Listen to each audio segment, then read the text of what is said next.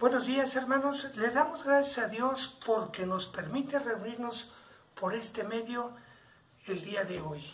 Vamos a tener nuestro culto escuchando en actitud de oración el preludio a cargo de nuestro hermano, el maestro Rafael Pimentel.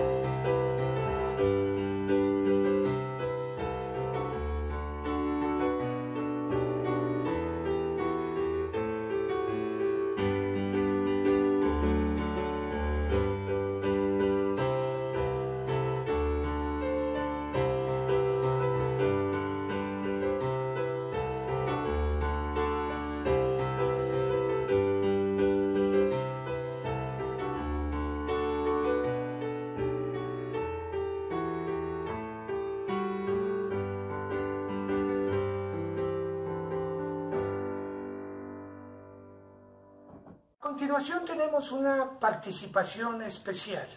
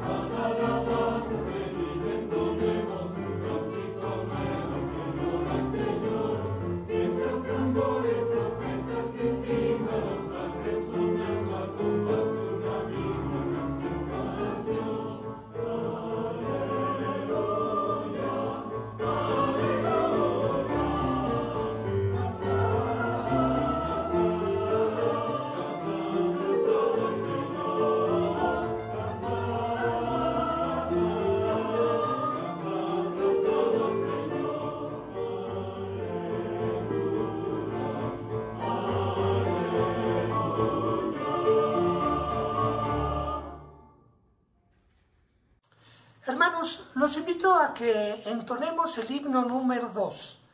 A Dios sea la gloria.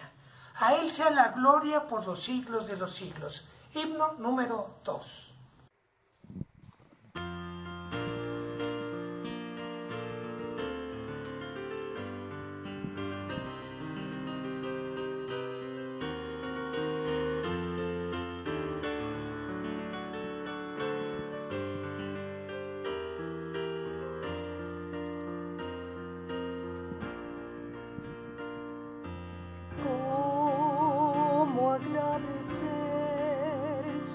Lo que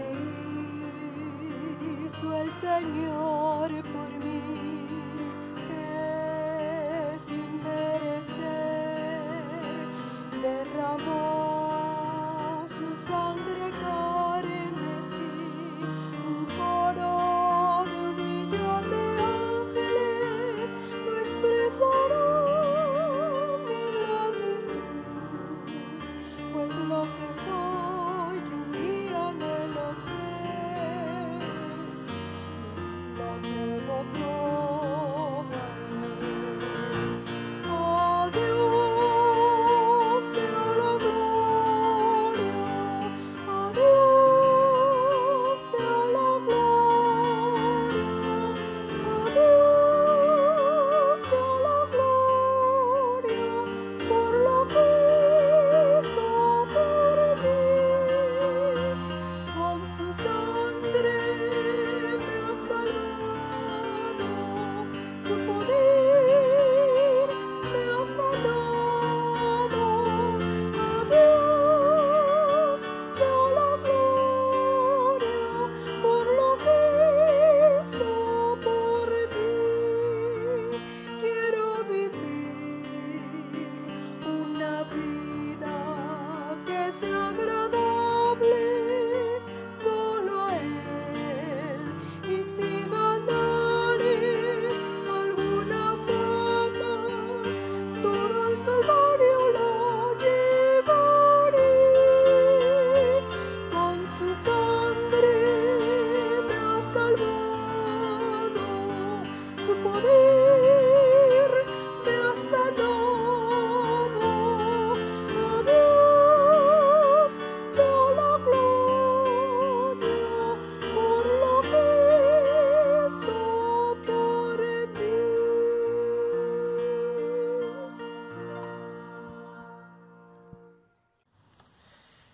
El llamamiento a la adoración lo encontramos en el libro de los Salmos, capítulo 9. Los invito a que lo leamos. Salmos, capítulo 9. Dice la palabra de Dios: Te alabaré, oh Jehová, con todo mi corazón. Contaré todas tus maravillas. Me alegraré y me regocijaré en ti. Cantaré a tu nombre, oh Altísimo. Mis enemigos volvieron atrás, cayeron y perecieron delante de ti. Porque has mantenido mi derecho y mi causa, te has sentado en el trono juzgando con justicia. Reprendiste a las naciones, destruiste al malo, borraste el nombre de ellos eternamente y para siempre.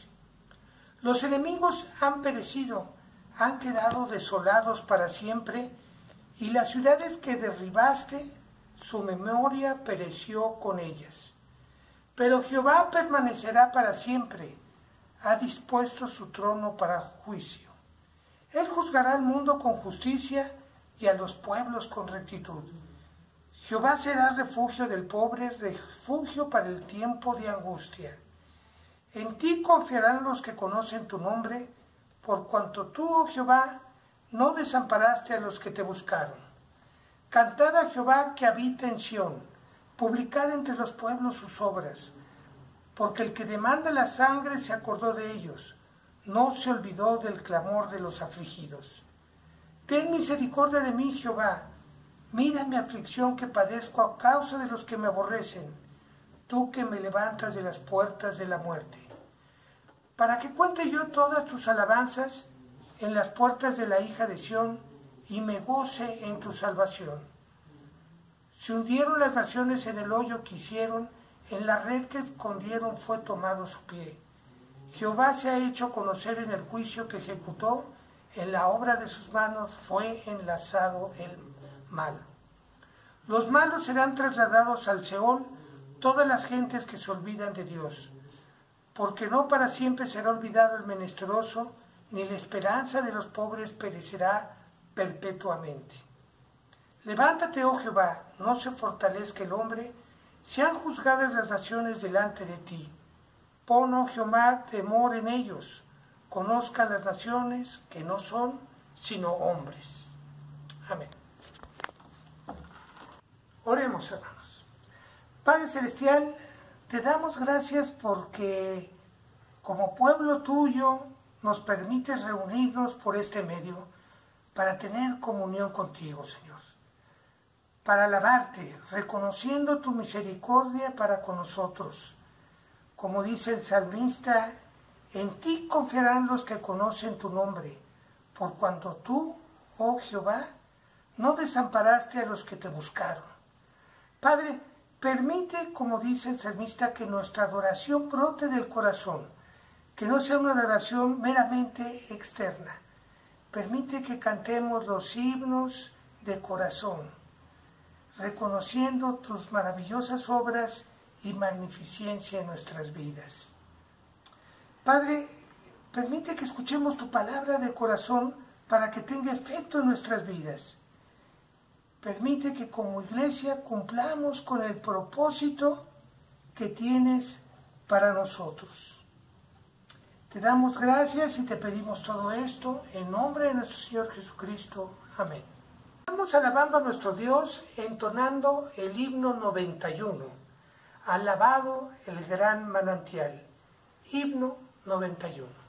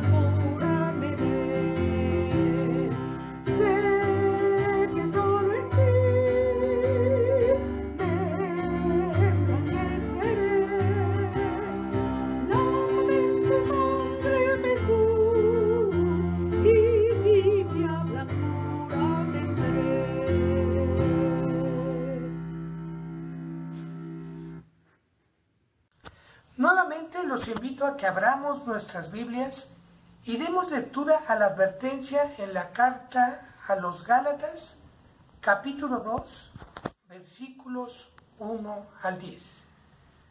Gálatas 2, versículos 1 al 10. Dice la palabra de Dios: después, pasados 14 años, subí otra vez a Jerusalén con Bernabé, llevando también conmigo a Tito.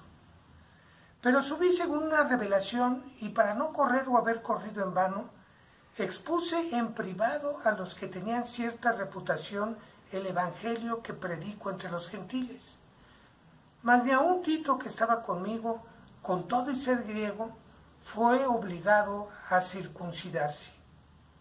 Y esto a pesar de los falsos hermanos introducidos a escondidas que entraban para espiar nuestra libertad que tenemos en Cristo Jesús, para reducirnos a esclavitud, a los cuales ni por un momento accedimos a someternos, para que la verdad del Evangelio permaneciese con vosotros. Pero de los que tenían reputación de ser algo, los que hayan sido en otro tiempo, nada me importa. Dios no hace acepción de personas. A mí, pues, los de reputación, nada nuevo me comunicaron. Antes, por el contrario, como vieron que me había sido encomendado el Evangelio de la incircuncisión, como a Pedro el de la circuncisión, pues el que actuó en Pedro para el apostolado de la circuncisión, actuó también en mí para con los gentiles. Y reconociendo la gracia que me había sido dada, Jacobo, Cefas y Juan, que eran considerados como columnas, nos dieron a mí y a Bernabé la diestra en señal de compañerismo, para que nosotros fuésemos a los gentiles y ellos a la circuncisión. Solamente nos pidieron que nos acordásemos de los pobres, lo cual también procuré con diligencia hacer. Amén. Los invito a que entonemos el himno número 13, Bellas Palabras de Vida. Himno número 13.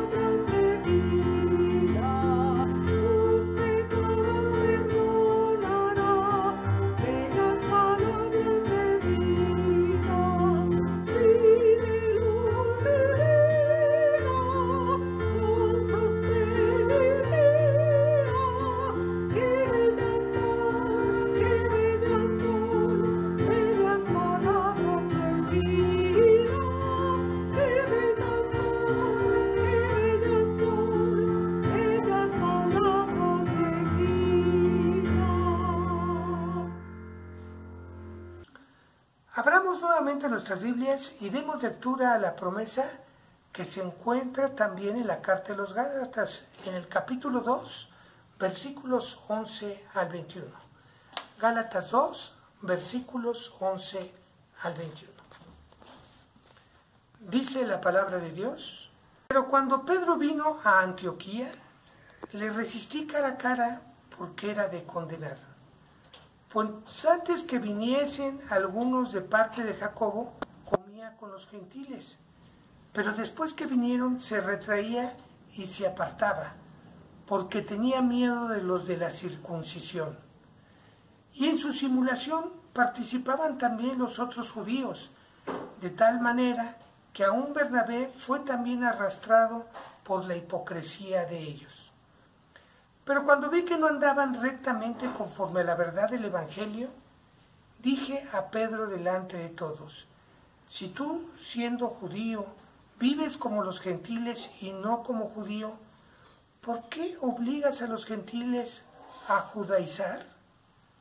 Nosotros, judíos de nacimiento y no pecadores de entre los gentiles, sabiendo que el hombre no es justificado por las obras de la ley, sino por la fe de Jesucristo. Nosotros también hemos creído en Jesucristo para ser justificados por la fe de Cristo y no por las obras de la ley, por cuanto por las obras de la ley nadie será justificado. Y si buscando ser justificados en Cristo, también nosotros somos hallados pecadores, ¿es por eso Cristo ministró de pecado? En ninguna manera, porque si las cosas que destruí, las mismas vuelvo a edificar, transgresor me hago. Porque yo por la ley soy muerto para la ley, a fin de vivir para Dios. Con Cristo estoy juntamente crucificado, y ya no vivo yo, mas vive Cristo en mí. Y lo que ahora vivo en la carne, lo vivo en la fe del Hijo de Dios, el cual me amó y se entregó a sí mismo por mí. No desecho la gracia de Dios, pues si por la ley fuese la justicia, entonces por demás murió Cristo. Amén. Entonemos el himno número 9, Santa Biblia, himno 9.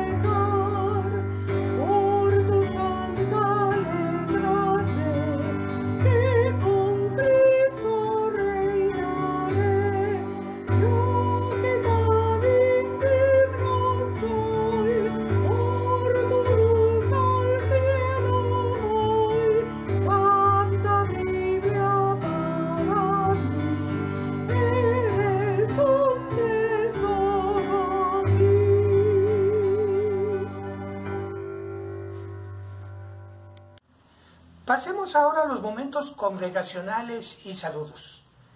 Dios mediante tendremos la oportunidad de vernos a las 11:45 por medio del Zoom. Favor de ver la liga en la página de Berit y así poder saludarnos. Los invito a que nos conectemos. Asimismo, los avisos y motivos de oración se encuentran también en la página de Berit. Los invito a que los lean para estar enterados de las actividades de la iglesia. Ahora tenemos la oración congregacional a cargo de nuestro pastor, el presbítero Pedro Arcos Sánchez. Vamos a tener nuestra oración congregacional. Incline su rostro Vamos a orar, mis amados hermanos y amigos. Y en el nombre de nuestro Señor Jesucristo, nos acercamos delante de tu trono, de tu gracia, en este día. Te damos gracias, Señor, porque nos das la oportunidad y el privilegio de estar en este lugar y de venir a glorificar, a exaltar tus excelencias. Sabemos que tú eres nuestro Dios, al único que merece la adoración. Esperando, Señor, pues que en este día lo que estamos haciendo sea de acuerdo a tu divina voluntad. A través de tu palabra, a través pues del Evangelio, nos damos cuenta de nuestra condición y de nuestra situación. Sabemos, Señor, que te ofendemos y hacemos lo incorrecto delante de ti. Y nos sentimos incómodos delante de tu presencia porque nos damos cuenta de tu santidad. Y nos vemos a nosotros mismos a la luz de tu palabra. Nos damos cuenta de nuestra condición y de nuestra situación, que te ofendemos y ofendemos a nuestros seres queridos. Nos acercamos delante de ti en este día a confesarte nuestros pecados. Te rogamos, Señor, que tú te apiades de mí y que tú tengas misericordia de mí y que perdones mis pecados y que perdones también los pecados de tu pueblo. Conoces lo que hay dentro de nosotros.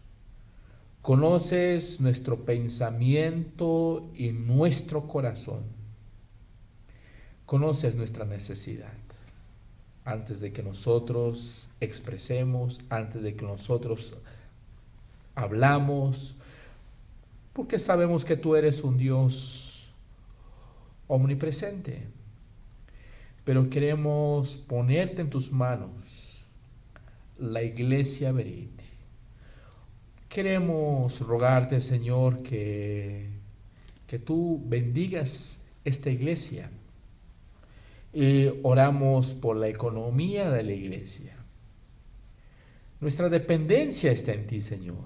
Sabemos que tú sostienes esta iglesia, pero queremos rogarte, y como tu pueblo pues que somos, y pues conocemos pues tu palabra, y pues queremos rogarte que tú provees la economía pues de la iglesia.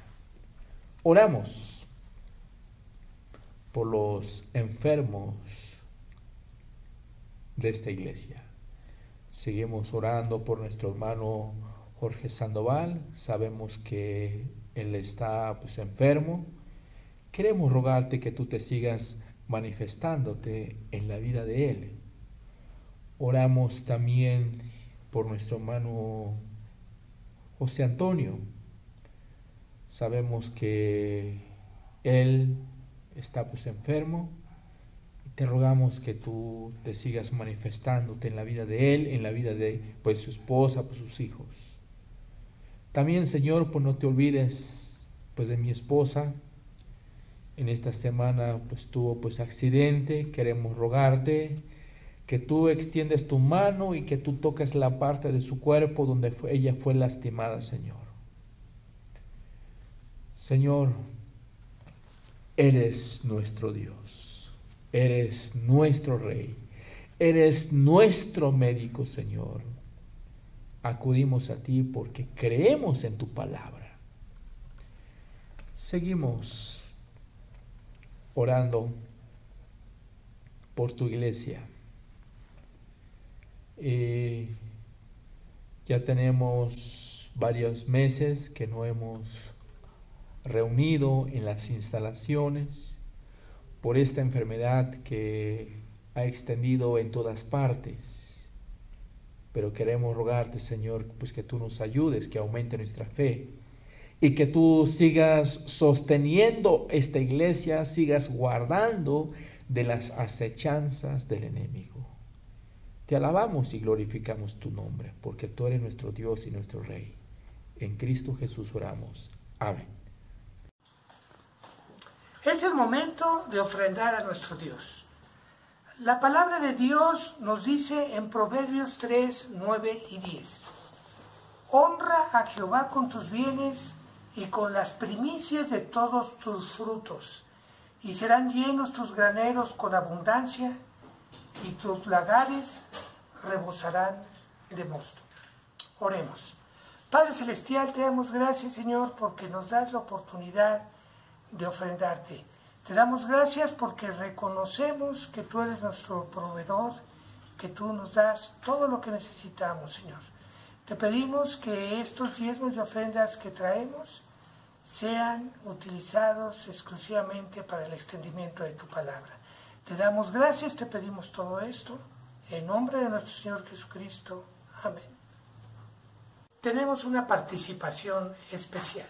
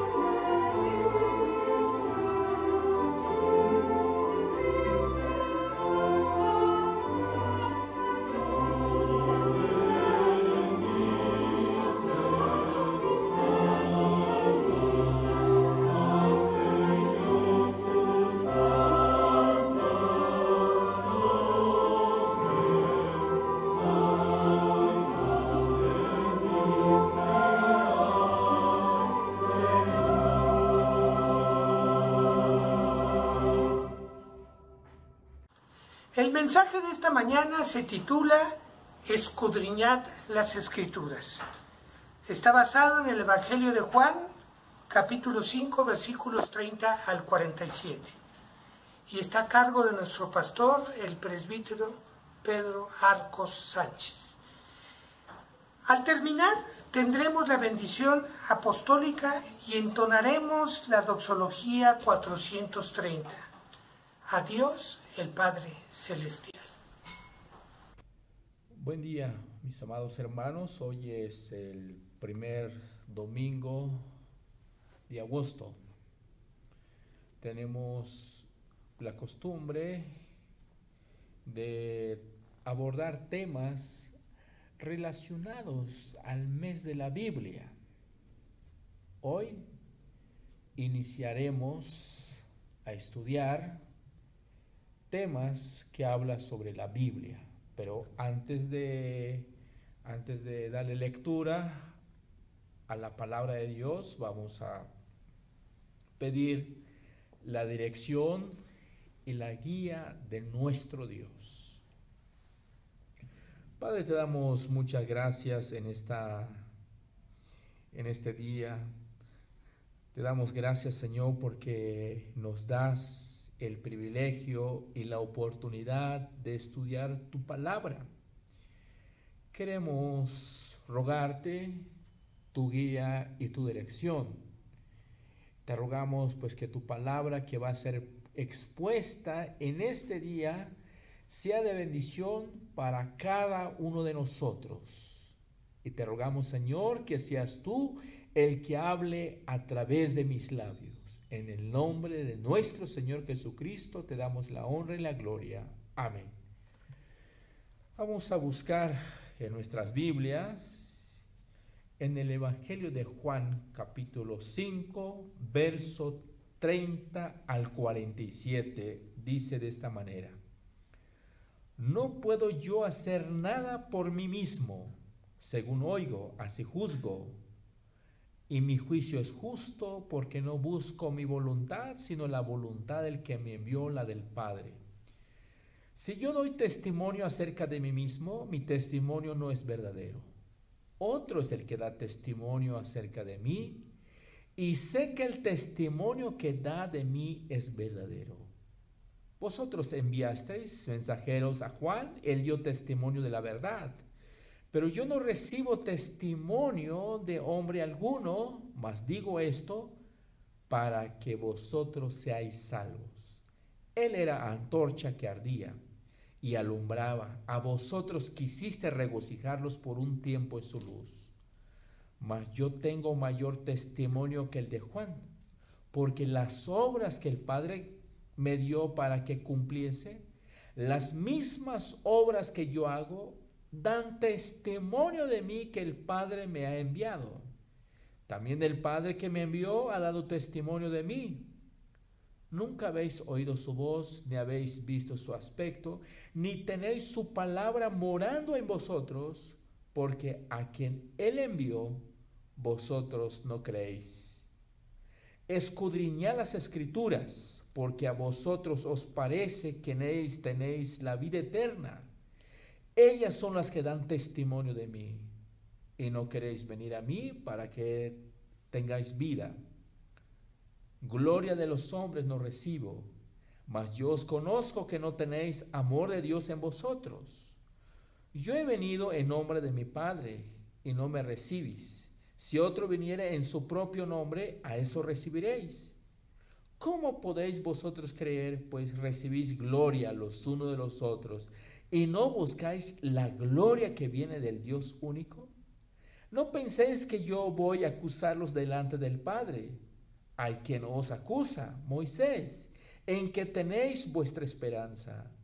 Porque si creyeseis a Moisés, me creerías a mí, porque de mí escribió él. Pero si no creéis a sus escritos, ¿cómo creeréis a mis palabras?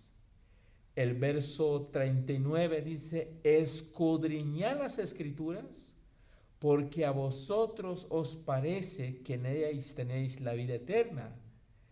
Ellas son las que dan testimonio de mí. El Evangelio de Juan, el tema general pues de este Evangelio es la identidad de Jesús. ¿Quién es Jesús? Pero también notamos en el Evangelio de Juan que tiene tres estructuras. Número uno, la preparación de sus discípulos. El punto número dos es que durante todo su ministerio siempre hubo oposición. Y la tercera estructura es que también en su ministerio hizo señales y milagros. Pero también en este libro del Evangelio de Juan notamos que tiene un propósito. Y lo notamos en el capítulo 20, verso 30 y 31. El propósito es que creyendo en Él tenemos vida eterna. En el capítulo 5, los judíos acusaron a Jesús porque había sanado a un paralítico en un día de reposo, en el capítulo 5, del 1 al 16. En su defensa, Jesús afirmó que actuaba en íntima comunión con el Padre, y lo notamos en el capítulo 5, verso 17. Algo que lógicamente fue interpretado para los judíos una declaración de la igualdad esencial de Jesús con Dios. Para los judíos fue muy grave, que vieron en ello una terrible blasfemia que debía ser castigada con la muerte, y eso lo vemos en el 5:18. Pero en su defensa, el Señor, lejos de corregir o suavizar sus palabras, volvió a reafirmar la íntima unión existente entre Él y el Padre. Eso lo notamos en el capítulo 5, en los versos 19 al 29. En el verso 30 dice: no puedo yo hacer nada por mí mismo, según oigo, así juzgo, y mi juicio es justo, porque no busco mi voluntad, sino la voluntad del que me envió, la del Padre. Anteriormente, Jesús casi siempre ha estado hablando de sí mismo en tercera persona como el Hijo o el Hijo del Hombre. Pero a partir de ahora habla en primera persona. E incluso en varias ocasiones usa el pronombre yo. De forma insistente, lo notamos en los versos 30, 31, 34, 36, 43 y 45. De nuevo, Jesús destaca su dependencia del Padre, como en el versículo 19. Confiesa que no puede hacer nada por voluntad propia. Allí se hablaba de ver al Padre y aquí de oír al Padre. Apenas hay diferencias entre estos dos aspectos. En ambos lugares se hace uso de un lenguaje metafórico que nos recuerda que el Hijo tiene una dependencia total del Padre. En el contexto que ahora estamos tratando, se está hablando de la actividad de juzgar. Así que Jesús dice que su juicio es justo.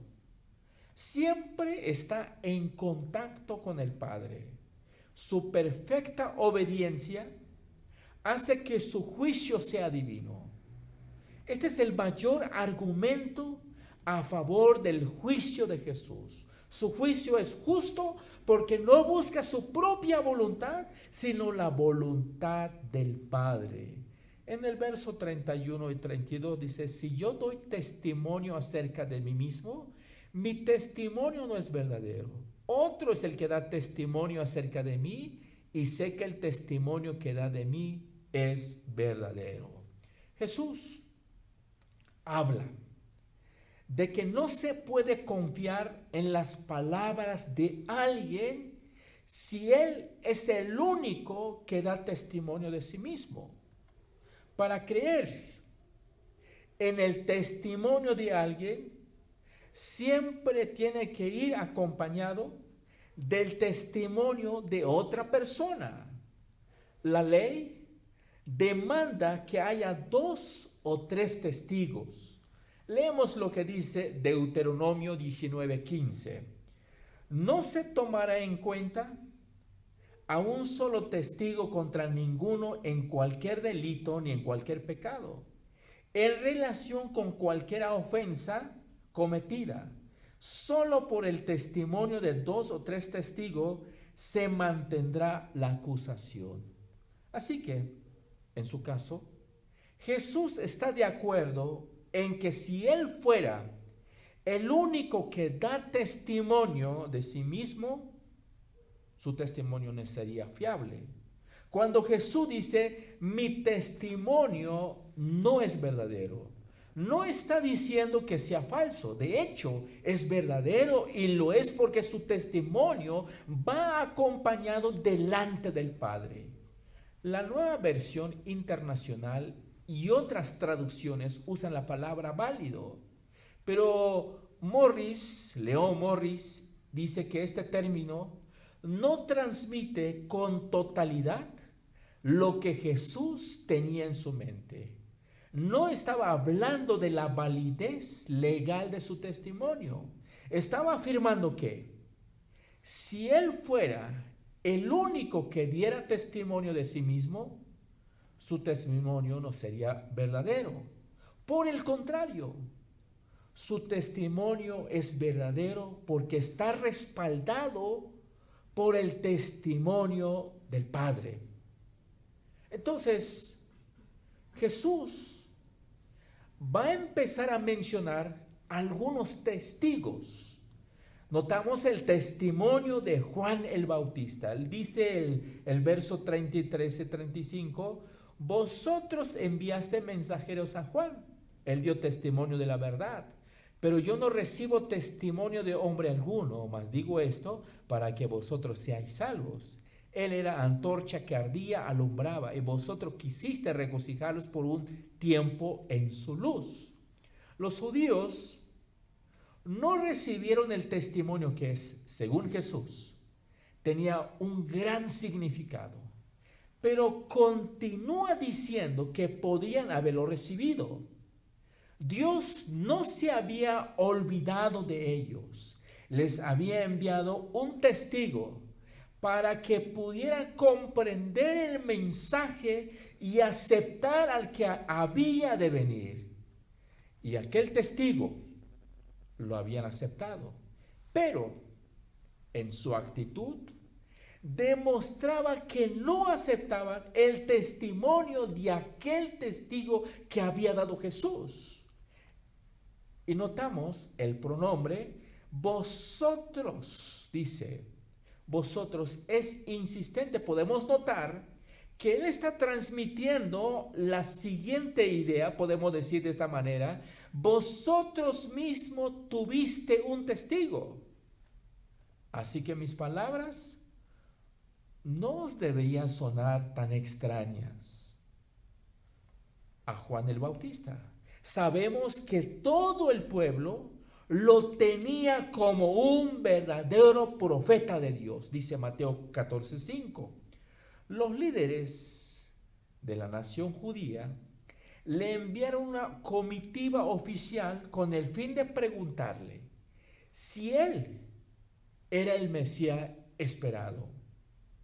Por supuesto, Juan lo negó, pero como siempre, aprovechó la ocasión para dar testimonio de la suprema grandeza de aquel que venía atrás de él.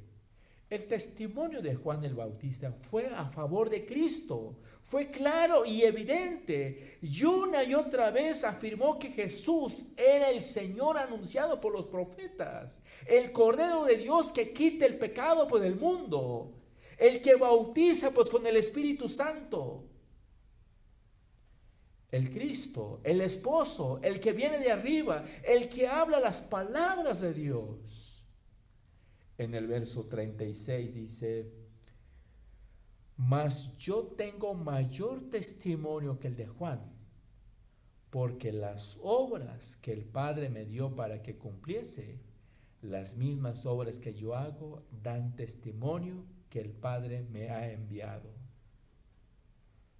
El testimonio de Juan tendría que haber sido reconocido como confiable por parte del Sanedrín. Sin embargo, el Señor no necesitaba credenciales ni certificados humanos. Él tenía mayor testimonio que el de Juan y lo va a demostrar con sus mismas obras, porque dice la palabra, las obras que el Padre me dio para que cumpliese, las mismas obras que yo hago, dan testimonio de mí que el Padre me ha enviado. Las obras de las que está hablando Jesús son los milagros que hizo durante su ministerio terrenal. Sabemos que Jesús sanó a los enfermos, resucitó a los muertos, multiplicó panes y peces, calmó tempestades, echó fuera a los demonios. Podemos decir con toda seguridad que los milagros de Jesús fueron únicos por su carácter, poder y alcance. Y en el Evangelio de Juan, capítulo 11, versículo 47, dice, entonces los principales sacerdotes y los fariseos reunieron el concilio y dijeron, ¿qué haremos? Porque este hombre hace muchas señales. Encontramos la palabra señal.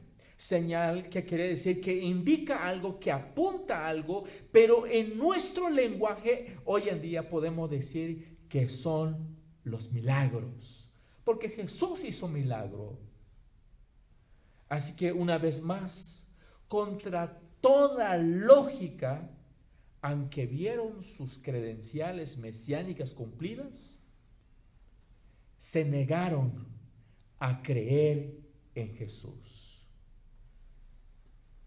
En el versículo 37 y 38 dice, también el Padre que me envió ha dado testimonio de mí. Nunca habéis oído su voz, no habéis visto su aspecto, ni tenéis su palabra morando en vosotros, porque a quien él envió, vosotros no creéis. Después de hablar de las obras, de las señales, de los milagros que vienen del Padre, Jesús se centra en el Padre, en aquel a quien ha enviado al Hijo. Así ha dado testimonio acerca del Hijo. Y el hecho de que el verbo esté en pasado muestra que este testimonio no es nada nuevo. Toda la revelación del Padre desde el principio estaba preparando el camino para la venida del Hijo. Así que, bien entendida e interpretada toda la revelación, da testimonio de Él. Y este es el testimonio del que Jesús habla. Como cuenta con el testimonio de Dios mismo, no le importa la oposición y el rechazo con los que se tiene que enfrentar.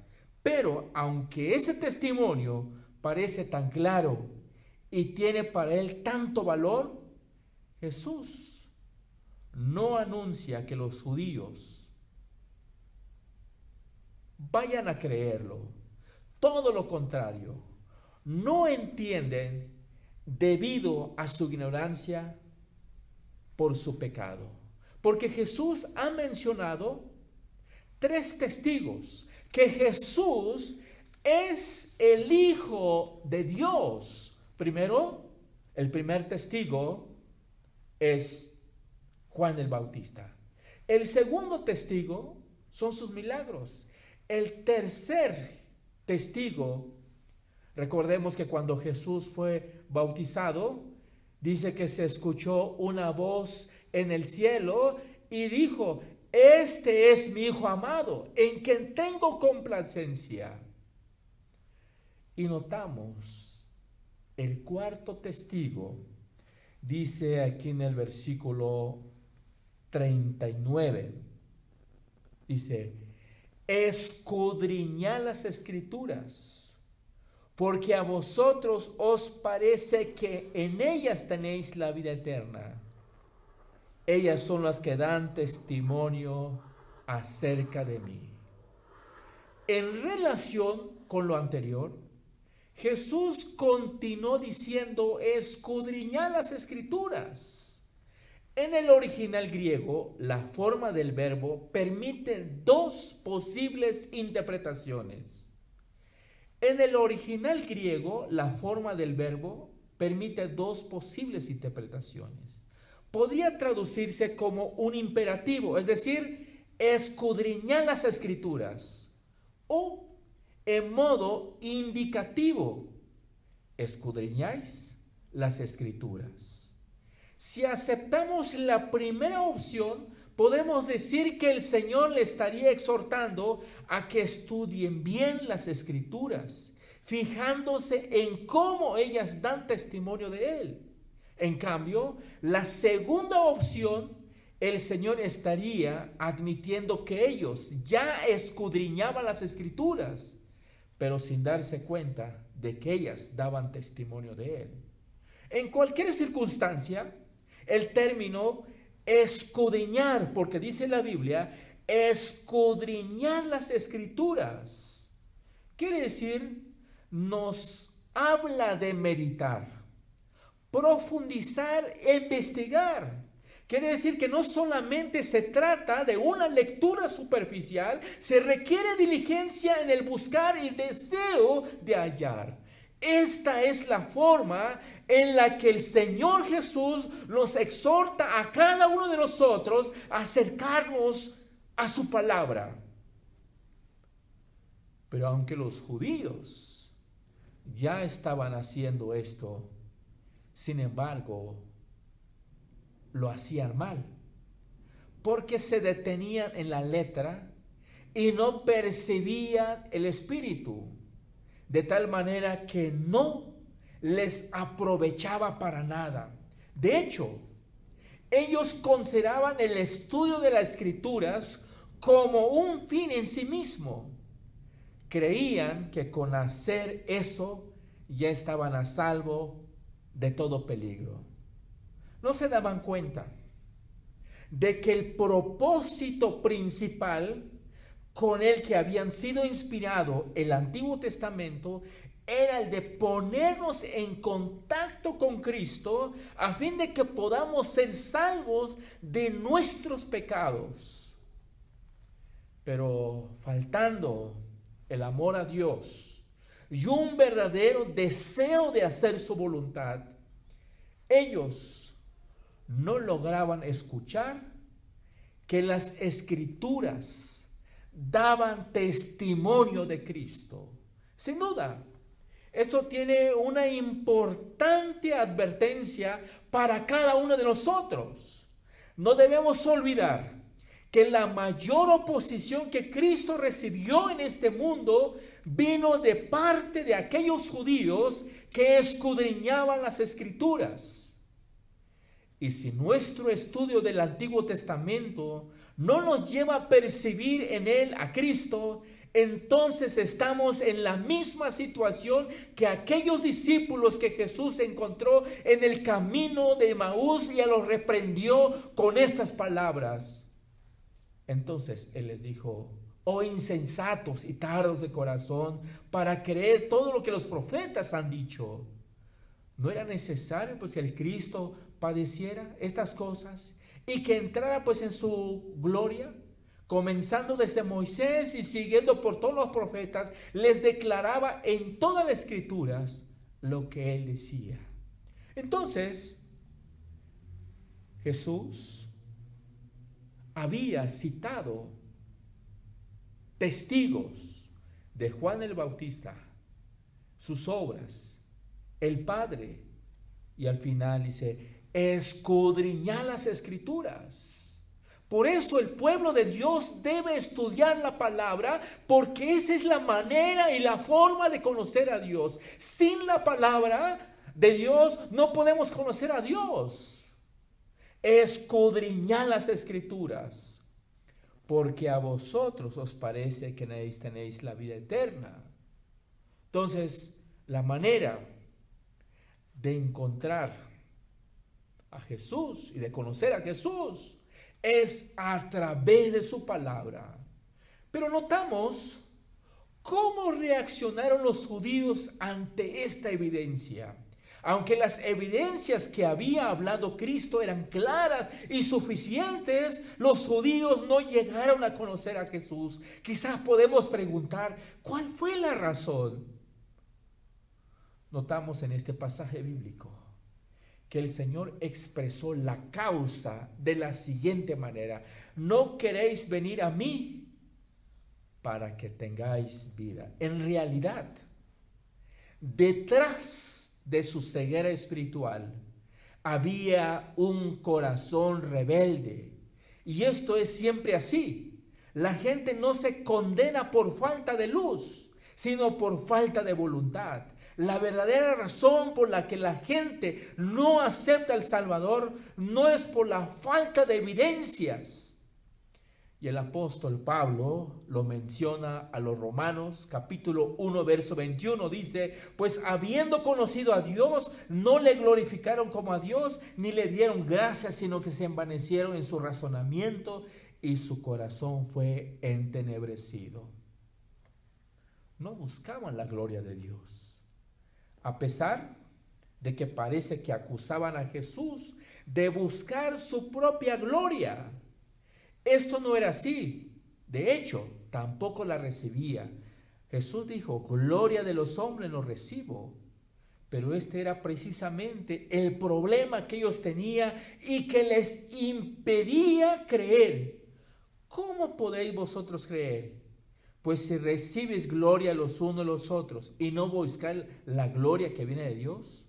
Jesús les había acusado en otras ocasiones de hacer sus obras religiosas delante de los hombres para ser visto por ellos y así recibir sus alabanzas. En realidad eran esclavos del aplauso humano. Para ello estaban dispuestos incluso a elogiar a otros con el único fin de que ellos a su vez también les aplaudieran. Esta ambición de honor y gloria por parte del mundo son un tremendo obstáculo para creer en Jesucristo, porque hacen al hombre un esclavo. Y este era precisamente el problema de los judíos. Ellos estaban más interesados en la aprobación de sus semejantes que en la de Dios. Y esto les impedía creer en Cristo. El evangelista nos dice que por esta causa, muchos de los que creyeron en Él no llegaban a confesarle públicamente porque tenían miedo de ser rechazados por los hombres. Tampoco amaban a Dios. El último término, la razón por la que no creían en Cristo y tampoco buscaban la gloria de Dios era la siguiente: mas yo os conozco que no tenéis amor de Dios en vosotros. Ellos no creían en el que Dios había enviado, no porque les faltaba evidencia, sino porque no amaban a Dios. Si hubieran amado a Dios, habrían recibido aquel a quien Dios había enviado.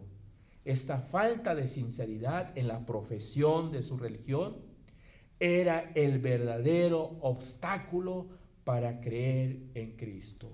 Y luego, en este pasaje, nos habla las consecuencias de su rechazo. Serían engañados por los falsos profetas, serían juzgados por los escritos de Moisés. Entonces Jesús defendiéndose contra los judíos, había mencionado 4 testigos que Jesús era el Hijo de Dios. Pero notamos que aún así los judíos no creyeron en Jesús. Amados hermanos, Dios nos invita que nosotros escudriñemos su palabra, porque dice, escudriñad las escrituras, porque a vosotros os parece que en ellas tenéis la vida eterna, y son las que dan testimonio de mí. Si quieres conocer a Jesús, si quieres conocer a Dios, tenemos que estudiar la palabra, porque esa es la manera y la forma de conocer a nuestro Dios. Que así sea, mis amados hermanos. Recibid la bendición, mis amados hermanos, y que la gracia de nuestro Señor Jesucristo y el amor de Dios el Padre y la comunión del Espíritu Santo sean con todos vosotros hoy y siempre. Amén.